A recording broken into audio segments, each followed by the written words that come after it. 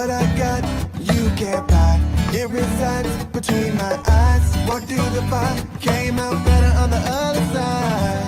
See, life's like a beach if you find the sand. And right now, I'm feeling like 100 grand. You are listening to Inspired Insider with your host, Dr. Jeremy Wise. Dr. Jeremy Weiss here, founder of InspiredInsider.com, where I talk with inspirational entrepreneurs and leaders. Today is no different. I have Shaun Brandt of Oddit. You can check him out at oddit.co. And Shaun, before I formally introduce you, I always like to point out other episodes of the podcast people should check out.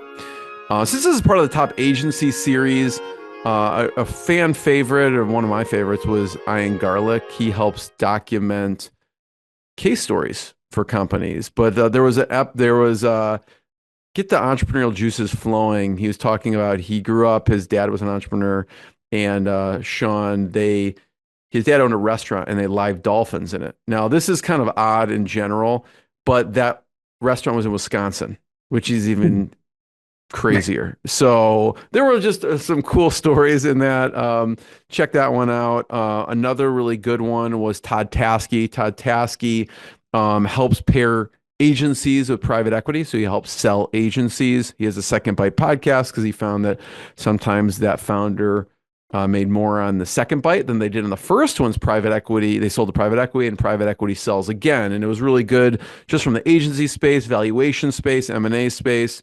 That was also a great episode. Check that out at inspiredinsider.com. This episode is brought to you by Rise25. At Rise25, we help businesses give to and connect to their dream relationships and partnerships. How do we do that? We do that by helping you run your podcast. We're an easy button for a company to launch and run a podcast. We do the strategy, accountability, and the full execution. So, Shaun, we call ourselves the magic elves that run in the background that make it look easy for the hosts. They can create amazing content, create amazing relationships, but most importantly, run their business. You know, for me, the number one thing in my life is relationships. I'm always looking at ways to give to my best relationships, and I have found no better way over the past decade to profile the people and companies I most admire and share with the world with, you know, what they're working on. So if you've thought about podcasting, you should. If you have questions, go to rise25.com or email us at support@rise25.com. I am excited to introduce Shaun Brandt. He's the co-founder of Oddit. They've helped 10,000 plus brands cost effectively optimize their websites for conversion through user experience design. And I had to kind of fact check. Is that right? 10,000 brands? That's a lot of brands. It's amazing what their company has done. They've worked with companies such as CrossNet, Wandering Bear Coffee, Corksicle, Caraway, and Huel, and many more. Huel's a fan favorite of me personally. So, Shaun, thanks for joining me. Yeah, thanks for having me, man. I'm excited. Excited to go through this. Just and there is a video version, so if you're listening to audio, you can check it out. I'm going to pull up their website as we're talking, but just talk a little bit about Oddit and what you do. Yeah, absolutely. So my past life was running a fairly large design development, product design agency, really focused on what most digital agencies are focused on. How are we getting bigger contracts and tackling bigger tools and designing bigger things? Really got exhausted of that. The whole premise of it, the sales process, it really became, you know, when you start out in an agency, most of them are started by the founders. They're running every department, right? Sales, you know, everything from invoicing to the actual work. And started that way, you know, 4 of us, and kind of scaled it up to over 100 people. We had offices in multiple countries, kind of, and really hit our target of where we wanted the agency to grow to, and really just started to get out of the actual work and more just, it was just babysitting. You're babysitting CEOs and making sure that they agree with what you're pitching. And it was just a lot of work that I didn't intend to ever do, and kind of got bored of it. So we sold that, and while we were in the process of kind of just getting out of that, we were asked to advise on a performance marketing agency. And one of the things that we saw when we were advising there was all of these different brands in the e-com space that they had as clients. They were pushing all this traffic to their websites, hundreds of thousands of dollars a month. And I had never been in that space. Like we were designing, sites like Expedia. I was not dealing with paid marketing. And so, I knew what it was, but I had no real context of how it was being put into their budgets and how they were utilizing it and where that was kind of fitting into everything. And when I was talking with our team that this company we were advising on, I was like, okay, they're spending 500K on these ads to drive to this page or this page. What are they spending on the page? And the answer was usually almost nothing. And as a product designer, that was just so odd to me. It was kind of like Twilight Zone. I was like, I don't understand how a company with this much success can spend that much money on click 1 of 10 and then $0 or way smaller amount on clicks 9 through 10, or sorry, 2 through 10. And that the math just didn't make sense to me. And so we started doing what is now Oddit. We just sent them a Loom video or a quick document saying, here's the red marks, everything that's wrong with the page that you're sending traffic to, everything that's wrong with your website that we could just fix with UX. I don't need to see the data. These are just things that we've learned in 15 years of doing this across, much larger sites and platforms. Here's the barriers you're setting up for the customer that'll get you more sales if you just fix them. And we did that for free. We were just doing that as part of their kind of retainer with the agency. And all of their numbers started pointing up. So their cost of acquisition, all their ad numbers were going in the other direction. And so we were kind of like, okay, well, maybe there's something here. Maybe we've got something. And so knowing that we were tired of that last agency and how that functioned, we kind of said, all right, we are not doing anything that a normal agency does. We're not doing client calls. We're not doing feedback loops. And we don't want your opinion. So Oddit is completely one directional. You hire us because you trust us. And if you don't trust us, then don't hire us. It's really simple. And that one-way communication of just send us your website, pick which pages you want us to audit. We're going to send you back a red marked version of the site, as well as completely redesigned version, taking all of those things into account. And then as well, a report describing everything. It really just hit a note with a lot of brands that were just like us, kind of tired of that traditional agency model where everything is bloated in a way where it starts to feel like it kind of starts to feel like your relationship with your lawyer or your accountant, where it's just like, I feel like they want a call just to charge me. And generally with agencies, that's exactly what's happening, right? There's nothing confusing or complex about a lot of the work that's being done in an agency. The calls are a reason to charge you for 3 people's time. At least that was the reason with our agency, right? A lot of the time it was, yeah, we should probably have a call to clarify that. It was mostly just another reason to bill, get hourly up, get retainers up. And honestly, it's not like a ethics thing. I loved getting that stream of money in, but more just on a personal note, they were pointless conversations. It's just wasting your time in the day.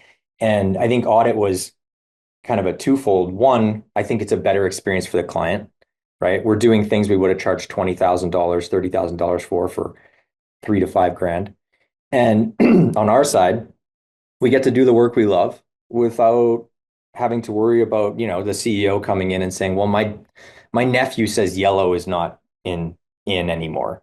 And, conversations like that made me want to just close the agency and fire everyone.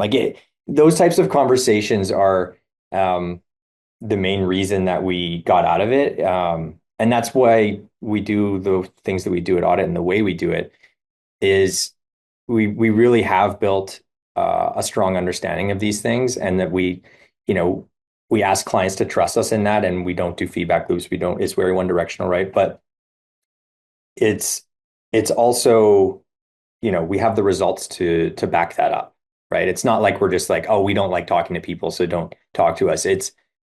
That's the point in the relationships in a traditional agency where I see projects fail, right? When the client gets an opinion in a way that it's affecting the actual output, right? Where there's that kind of that feeling where they're not fully trusting you, and they're giving too much opinion that's personal. It's not actually related to the user experience or the business and I think that's why audits worked, right? 99.9% of our clients see increased conversion, and we've never looked at a data point.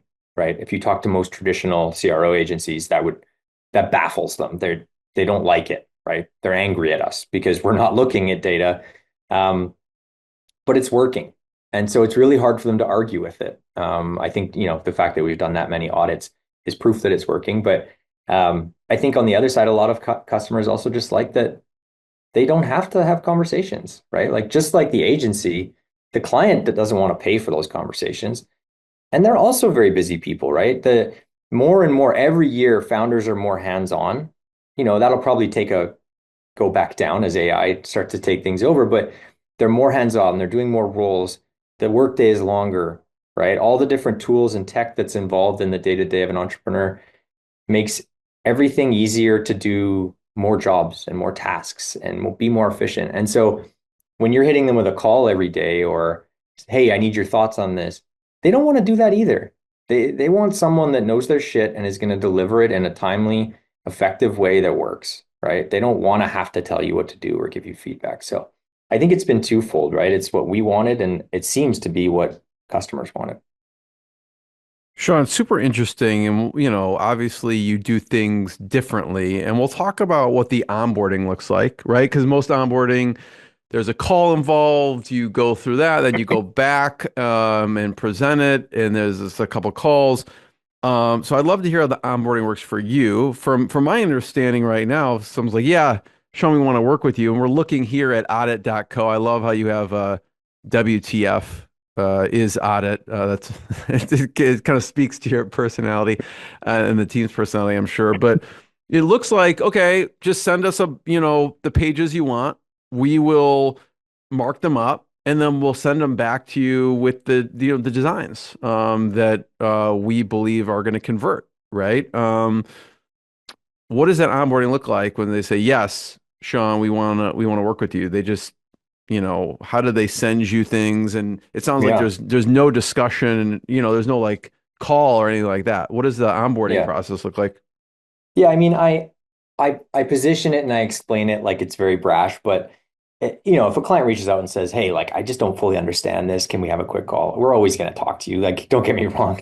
But you know, in terms of, hey, we're ready to go. What's next?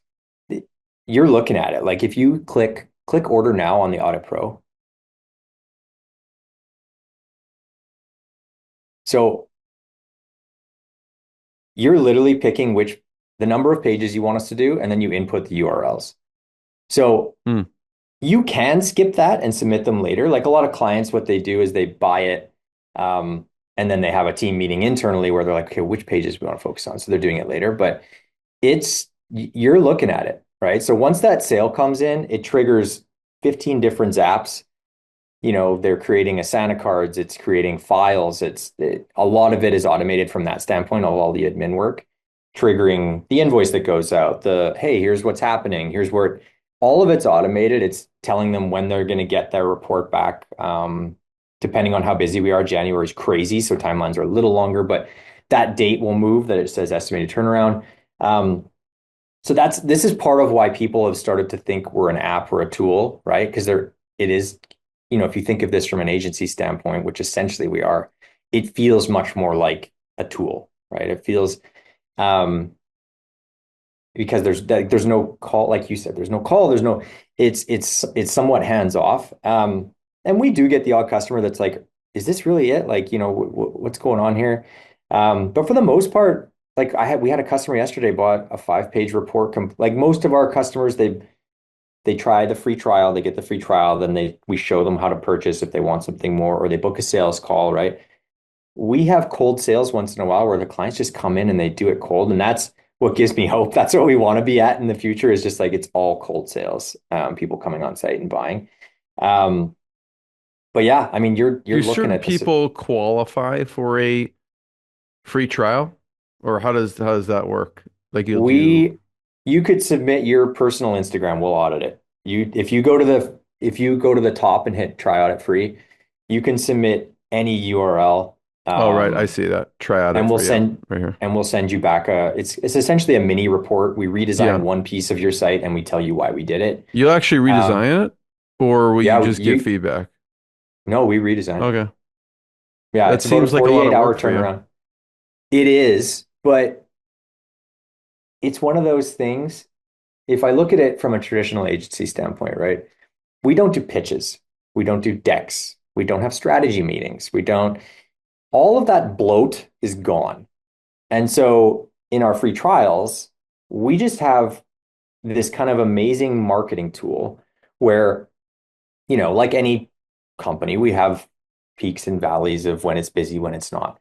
I'm not going to fire people when we have a 2 week lull. So we always, sometimes we're over capacity and we extend timelines. Sometimes we have a bit of a surplus of designers.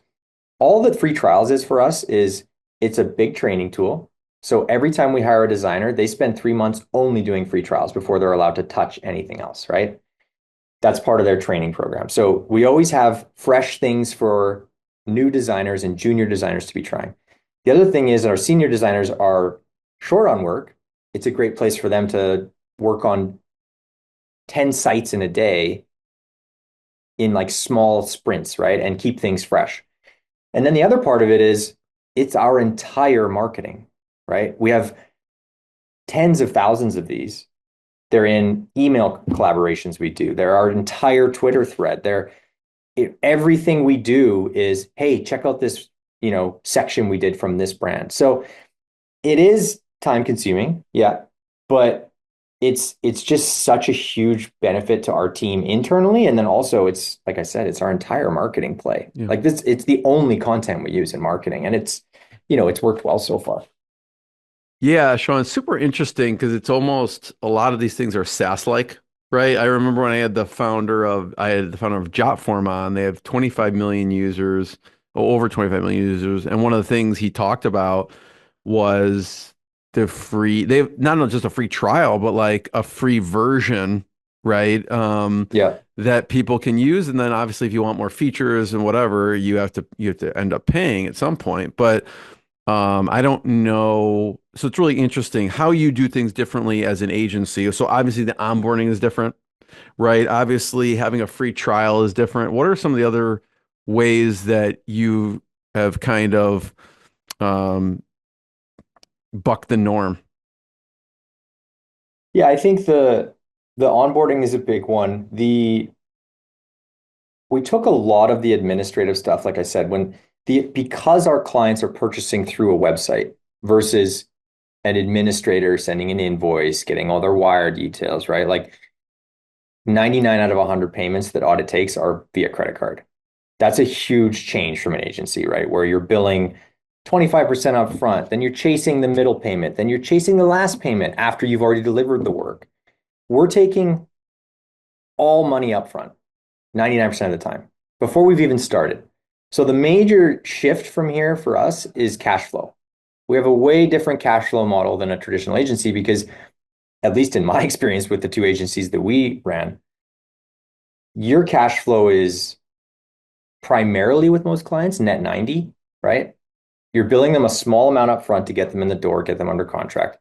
Then you're billing them 1 to 2 times, whether it's in the middle and the end or all at the end. And even if you say net 30, we all know the client is going to pay net 90 or more, and you're going to be chasing them, and it's going to cost you hours and time and stress. Charging up front is almost a non-starter. Like, you either pay up front.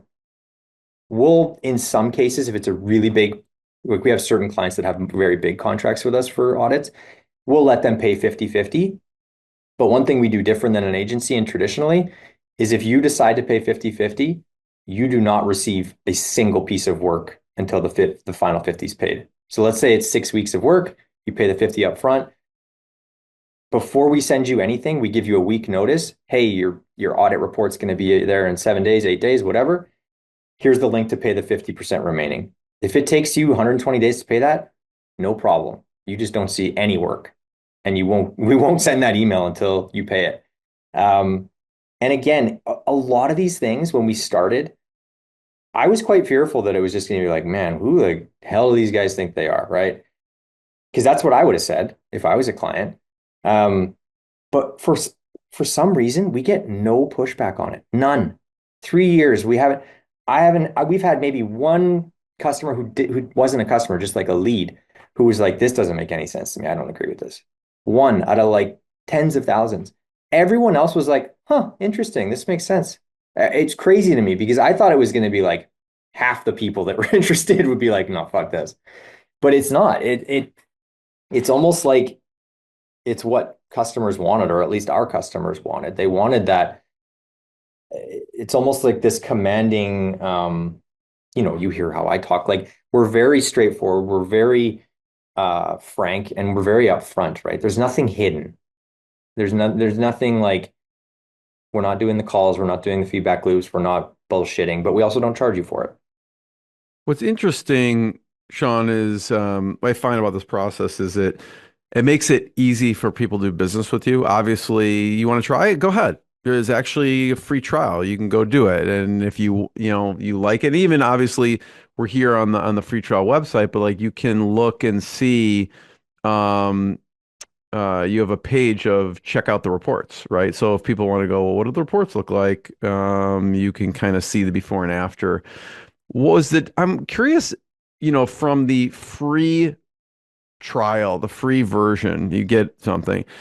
Was this a hard decision to do? Because like you are like, does take time. Like this is an automated software, right? I mean, something comes in, it's your team, and I'm curious if it evolved over time. Like, did you go, well, maybe in your mind or even on the site, go, we'll just mark it up and that will be the free trial. And then you change it to mark it up and give them a design. Because I could see people that being valuable if you just mark it up.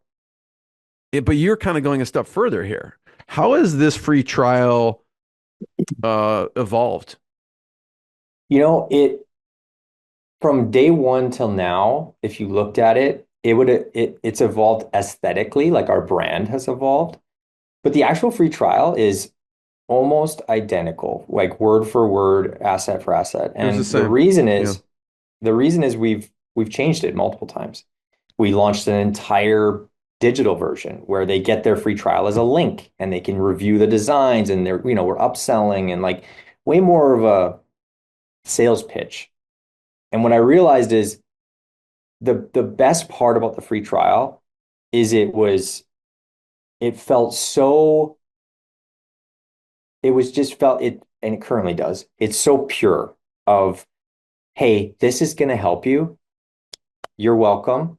We don't we don't hound them for a sales call after. We don't push them into a product. It's just like, and it's kind of like you said at the start, right?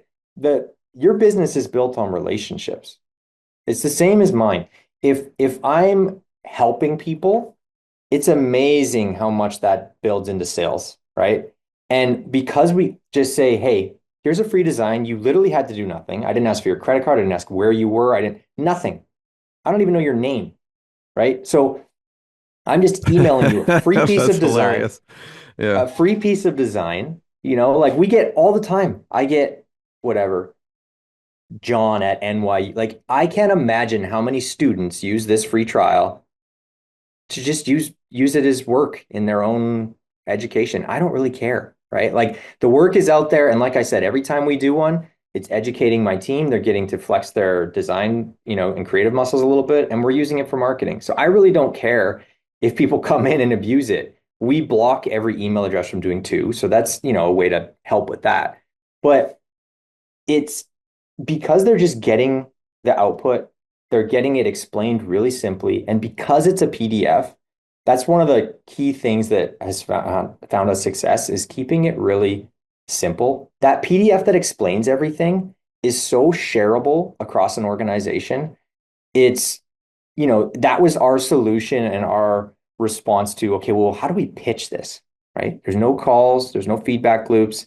We don't know a single person on the team, what they want, whatever. How do we pitch it? So the report was the pitch, right? Usually what happens in a pitch is we spend 3 months working on a design or a website, then we show them V1. Then whoever's on that call gives feedback.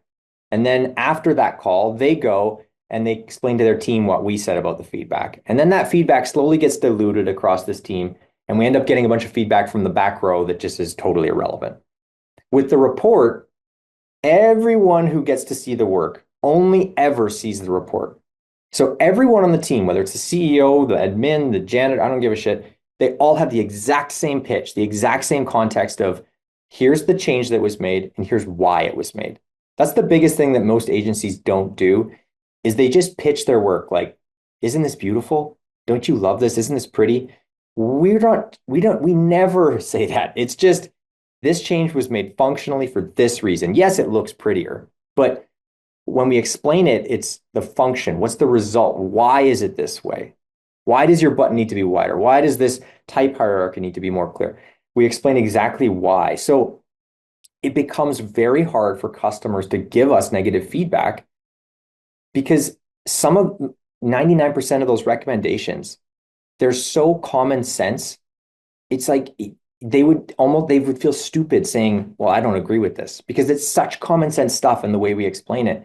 And I think that's probably the biggest audit superpower and why customers don't push back much is because it all just makes sense, right? The way we explain it and the way that it's laid out, it becomes really hard for their team to get confused or have different feedback from each other because they're all seeing the same thing and they're all understanding it the same. And the reports are very educational, right? At the end of the day, if they actually digest the report the way we intend them to, they should never hire us again because we explain exactly why we're doing everything.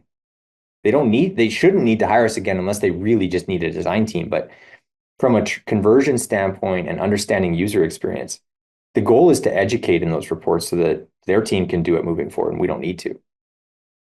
We'll get into that because I know we were chatting about you were saying before we hit record on identifying simple roadblocks. And we'll talk about that and we'll maybe go through some of these examples on here. But I do want to talk about the flow for a second and hear about because I know you think as a company, well, there's some expansion of services, right? And so I can see someone comes in, they're like, oh, this sounds great. They can get the free trial, they could get something, they get the value. They're like, okay, this is awesome. Let me do more pages, right? And let me do Yeah. more parts of the site. And so they can do more parts of the site, right? So what other services are you going to release and maybe some that you have thought of, but you're like, that's not us and we're not going to release? Yeah. We got pressured for 3 years to do development. We actually have more experience in development than this, but development, like when I say development, it's basically we're making all these design recommendations. Who's going to build it, Right. right? So you got to go hand it to someone, they'll build it. And they're like, Yeah, hey, Shaun, thanks for the recommendation. Can you actually go on our site and build this for yeah, me? yeah. And we knew for 3 years we were leaving a ton of money on the table. The billings are higher. It's not even in my like skill set, right? So technically for me, it's kind of hands off if we find the right people. But I knew from experience from a decade of doing it that that's where the nightmares start, right? It's super easy for me to be like, oh man, wouldn't this look great? Wouldn't this work great? Here's the beautiful visual. The second that someone tries to build it and fails is where the design all of a sudden starts to suck in the customer's mind, right? And Also, the so, workflow, right? Okay, we need logins, we need to communicate, yeah, we no, yeah, need it changes the everything. logistical things you need changes. It Yeah. changes everything. So we pushed back on it for a long time because, you know, I think we treated this very much like a lifestyle business when we started. It was three of us. We started during COVID and we are like, huh, we got something here. Rented a house in Mexico, lived there for a year, and we just kind of hung out and enjoyed the beach. And when a sale come in, we did it, right? We sold one in our first 3 months. And as it scaled, we got more and more questions about development, more and more, and we just didn't want to do it. It was just more management. We knew the money was there, the profit was there, but lifestyle wise didn't make sense. Now we've grown to a point where the question's getting kind of annoying. And so we did launch a development department. It's separate from here. You can't even find it on our site. So it's completely siloed, but it's run by a dev team that has been doing the same thing as we did on the UX side for over a decade, and they manage the client. So it's our intro from, oh, you need help with development? No problem. Here's Ryan. And so we do it now, but it's not something that's ever going to be off the shelf. Hey, add your stuff on site type thing. It is more of a traditional agency model where they're dealing with the client. We've removed a lot of the clutter, like we did with Oddit, but it's not off the shelf, buy it with a credit card like it is here. It's going extremely well. It's very busy. The one thing that we've done that's very similar to Oddit is we won't touch secondary pages. So a lot of customers come in, they're like, we need a brand new website. And we're like, okay, I don't agree, but sure. And they'll say, okay, we need all 50 pages redone. And it's similar to Oddit. We very rarely audit more than 5 pages because most brands don't have more than five templates that are important, right? Most of them have two. It's 80-20, right? I mean, if you look at a site, it's like the 20% of pages on that site is producing 80% of the results. So do you really want Yeah. to modify the other 80% if it's not making a difference? Is that kind of Yeah. mentality? That, and similar to how we talk about kind of bucking that agency trend of just upsell, upsell, upsell, sell, sell, sell. It'd be very easy for me to say, okay, we did your 3 primary pages for 1750 a page in an audit. Let me do your about page for 500 and your blog template for 700 and all this shit. And that's what we would have done in the agency, right? Let's find every page in that sitemap and design it. But what we tell customers is, well, look, we've redesigned your 3 primary templates, 98% of your traffic. Go take the CSS or whoever you're working with and apply it to those pages because one, they're useless from a conversion standpoint. They're basically SEO content. So they don't matter. And I'm not going to bill you and try and convince you that they do matter. So take everything we've given you and just apply it to them yourselves. And we do the same thing with development. We do the primary pages. It's a per price page. I don't care what the page is. It's just like this. If you submit for an Audit Pro and the page is 1 section long, same price. If it's 25 sections long, same price. And it's the same with development. It's a per page price. Certain scenarios will get screwed over on it and certain ones will win, but in the end, over 10,000, it's always come out pretty even. And the key there is just simplifying, again, that process for the customer where they're so used to seeing these crazy quotes. Like we haven't sent an actual scope of work in the history of Audit. Like it's an email being like, okay, here's what you're getting. Here's the price. Here's the link. And I think that's part of what we're trying to still keep in with the development side is that simplicity and straightforwardness that helps us keep costs down for them. Yeah, I mean, listen, when someone's ordering something, I mean, you do have, even though, if you're going to, if someone's going to order, there is page, kind of pretty comprehensive page explaining exactly what they get and everything like that. So everything's kind of on here for them. I know we talked about identifying simple roadblocks, right? Can we talk about some of those? What are some of the common mistakes? What are some of those roadblocks you find that sites are making on their pages? Yeah. I think a lot of brands, what they miss out on is just a very common sense approach to marketing or to sales. And I always reference retail. And I'll come back to that. But the main thing that we kind of learn from running a larger agency, when I say larger, it doesn't necessarily mean like this big agency, but larger client projects and larger dealing with larger platforms, right? Like some cases we would spend 6 to 12 months designing one flow. Like it had 400 steps, right? Like think a massive booking platform with 600 different scenarios and paths, right? Like a whole year of designing that and finding how can we optimize it. And all you're doing in that process, whether it's that big of a flow or adding white socks to cart and checkout, both have the exact same issues. Is it clear? Do they understand what they're doing at this stage and the next stage? And are you being clear or are you being clever? Right? A lot of brands get into that pitfall of like, one, they think they're personally funny and they inject that into it. But two, they want their brand to be funny. And there's nothing wrong with that at all. But when you're trying to convert someone or trying to convince them or explain to them what you do, what you're selling, what's good about it, it's just not the place for it. And time after time, clarity wins when it comes to actually like getting someone through a flow.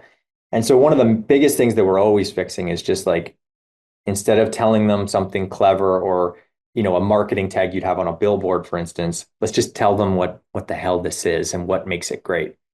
And that doesn't need a copywriter. That I really just need the founder to explain to me what makes it great. And then you just, verbatim write that. That's what works. And so copywriting is one of the biggest things that's completely unrelated to the actual design and UX that we see. And then the other part of it is a lot of them, because the Shopify ecosystem, at least in e-com in particular, has become so robust, right? There's so many apps, there's so many things you can do for upsells, pop-ups, cart experiences. Like there's so many opportunities to add clutter that's what they do, right? It's a $20 a month app, so they add the app. And they end up with this crazy ecosystem of clutter that takes away from the primary experience, which is what are you selling and why is it great? And generally what happens is they end up with a lot of stuff that's just, and the bigger issue with Shopify ecosystem is they don't do much education, right? So when you install an app that does upsells, let's say, they don't tell you, hey, make sure you do upsells for these types of products, right? Don't sell them a bike and then upsell another bike. That's not how upsells work, right? If I'm at Target and I'm buying whatever, a mini fridge, I don't get to checkout and there's freaking fridges there. There's gum and chocolate bars and maybe a book, right? You're trying to get them to make impulse purchases at the end, not, oh man, do I need two fridges? Should I go back? What? No, they're in checkout. You've got them with their credit card in their hand. Don't push them away. And that's what these tools do is they're just like, oh, plug and play. And now I'm buying a snowboard and they're upselling me a snowboard. And it's like, you're never selling me another snowboard, man. Sell me gloves. So there's no education in these tools. And a lot of customers just plug them in, let them run, and they don't do any curation. They don't do any like adaptation to what should actually be being surfaced. And so that's another big issue. And that's just that upsells as an example, but there's hundreds of apps that these you can plug in that's doing the same thing. And then the other thing that we see happening that is one of the biggest barriers, and a lot of it doesn't have to do with the website, is they're driving, like I said, they're driving all that traffic, spending all that money, and the ads are great, right? The ads do whatever type of communication, they're communicating whatever benefit. But whenever they drive them to the page, it's not finishing the story. It's almost like they're using the ad to just get people interested in the brand. And then whatever page they land on, it's just whatever the site is. Whatever that, there's no like connection, right? It's not like I started a sentence and then I finished it on the page, which sells really well, right? If there's this common thread versus just, hey, do you need this product? And they push you to a collections page. And now I'm hunting for the product. And so that connection between the ad and the site is usually pretty unclear. Now, a lot of that isn't on us. A lot of that, like we don't manage their ads. So there's not much I can do about that. But we do try and provide education around how do you create a better thread there so that the page that you're pushing to or the content you're pushing to is finishing that story. It is finishing that sales pitch. Or just reiterating it, like just being really clear about it. And so I think regardless of who we're working with, a lot of those things, some of them are out of our hands, but when we're looking at websites, it's unfortunately a lot of the same issues just because they're all using the Shopify ecosystem, 90% of our customers. So they're all using the same templates, the same apps, the same, and, we're just looking at different sites with different images. And so like any design space, a lot of people look to their competitors or their idols and they say, okay, well, they did this, so I should do this. And so like any design field, you just see a lot of the same stuff. Because people assume, I think they're successful, so that must be working. I'm going to do that. And that's really just not the case at all. I gave you that example site that is a good example of this, but like very successful brand, whether let's say brands like Yeti or these aspirational brands where people can launch a drinkware company through an Amazon reseller and try and build a brand. And they look and like, I want to be like Yeti. And so they look to the Yeti site and they say, okay, well, they do this, so it must work. They're huge. What they don't account for is that, brands like Nike and Supreme and Yeti, they could launch a 404 page and their customers will find the freaking product and they will buy it. They have so much lower barrier to entry for customers to go in, and there's just so much trust in their brand. They don't need to follow all the stuff that we recommend because they've earned it. They've earned the right to not do the norm. Most brands have not. 99.9% of Shopify brands, you have not earned the right to do whatever the hell you want. You've earned the right to use a template and make things really clear. That's it. And I think that's probably the biggest thing that we see when brands come to us and when we say no, is they say, we really love this site and it's a huge brand. And they say, we want that. And I'm like, yeah, we can do that. That's easy. But your sales are going to tank because you're not that. You're not that brand. You can't communicate less. You can't have this beautiful minimalist site that shows nothing and doesn't show pricing and is the size selector is a nightmare. And yeah, Zara can do that. Zara can do that because they have such a global brand. You cannot do that because you don't. And I think that's a huge pitfall that a lot of brands fall into is they look to big brands and say they're making money or they're successful. That this must be the right way to do it. And unfortunately, that's just not right. Shaun, I know we have a few minutes left. One of my favorite parts of your page is the at the top. I'll share my screen for a second, is the audit reports. And people can get a feel for kind of what it looks like, but also kind of what you and the team have seen are identifying those simple roadblocks. And we're right here in the middle of the page here, right? You can see Royal Caribbean, you can see Chomps, you can see Surreal. So we'll maybe choose a few and just go through kind of what you see here. But I do have a quick question very quickly. Do you have agencies use you? I don't know, maybe as a white label or not white label, because I could see people who work with CPG companies, maybe they run ads and they basically like, hey, we want, to get this designed, and they go to your site on behalf of the client. Do you have that use case, or are usually brands going directly to you? We do. We have quite a few partnerships with agencies in different spaces and in different purposes. So we have quite a few VC firms that use us as a part of their acquisition process. So they'll acquire a brand. Let's say they have 50, 60 brands in their portfolio. Every time they acquire one, getting an audit is part of their process. That's white labeled, and they just inject it in as part of their recommendations when they onboard them. We have agencies that buy mini audits. So we charge them for 3 or 4 free trial sections. And then they use that as part of their pitch when they're trying to land a client. We have agencies that, just like you said, they're running their ads and they want to increase conversion and they want to increase CAC and all the metrics that are important to them and likely drive their retainer higher if they're up. And they'll white label a report and give it to the client and help the client implement it. So yeah, quite a few different scenarios. A lot of agencies just buy them for their clients, almost like as part of their retainer, and it's totally open that it's audit. And then the other half, we charge a small fee to create a white labeled version of our reports, and then you can order as many as you want, and we just put it in your template. Yeah, that's cool. I know we probably only have time for one because we have 1 minute here. I don't know which one would be the best one to talk briefly about and what we're seeing. I see Superfood Nutrition, Kevin Hart. We see Fathead. We see, I don't know, Royal Caribbean. Which one do you want to make just kind of point out a few things and the changes that were made? Let's look at that Tromps one.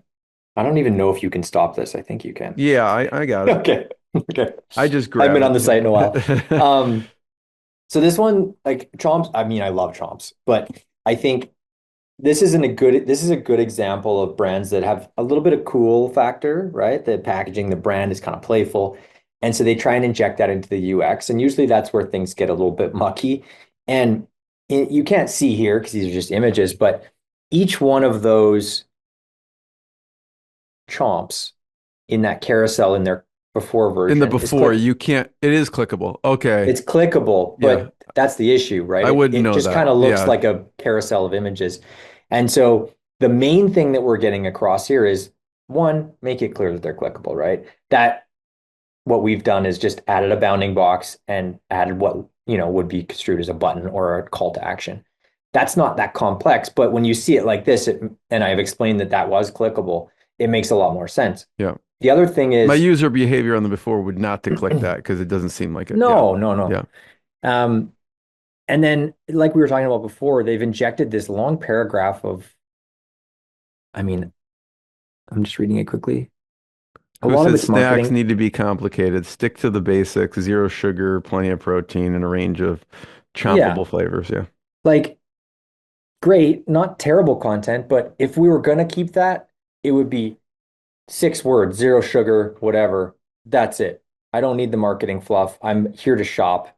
And this section is not the story section. This is where I shop. So if we were to keep that, it'd be 1 line max, probably 10 words max.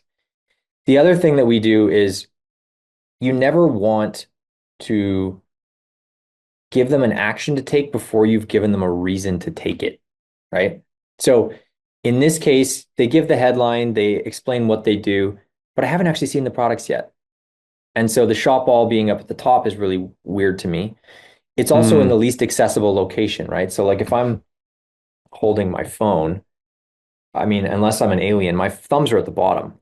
So every action on every website, if you have a section of the same content, right? When I say section, it's the same theme, right? So it's a about us or whatever. It's a section of content. The action is always at the bottom because that's where it's most accessible. If you did nothing else in this design but move the button to the bottom, those clicks will go up. Even if it's accidental clicks, it'll go up because it's where their thumbs are. They're not reaching. And it sounds stupid and lazy, but that's what happens, right? People don't click it because it's not as accessible. And then the third thing that we do, fourth thing maybe, is we use the action as a communication tool. So they said shop all. We're saying, okay, well, you can only see 3 flavors here. Maybe they didn't swipe. Maybe they have no idea what you do. Let's just use it as a communication tool. Shop all 9 flavors. So now I'm looking at this section saying, oh, I've seen these 3 at Costco. And then you get to that button, you're like, oh, there's 6 more. I didn't know they had 6 more. And now I'm really interested. I want to click. I'm exploring that there's a bigger catalog behind this when I can only see 3. So there's a lot of things happening here for all those little minor changes, but that's kind of the mentality behind those simple tweaks and why we would recommend them. Yeah, I love it. First of all, thank you. Shaun, thanks for sharing your journey, your story. Everyone check out Oddit, ODDIT.co. If you're interested, they do have a free trial. You could just, check it out, send it around to other companies that you think would be interested. And we will see everyone next time. Shaun, thanks so much. Thanks, Jeremy. Appreciate it. What I got, you can't buy. It resides between my eyes. Walked through the fire, came out better on the other side. See, life's like a beach if you find the sailing right now. I feel like 100 grand.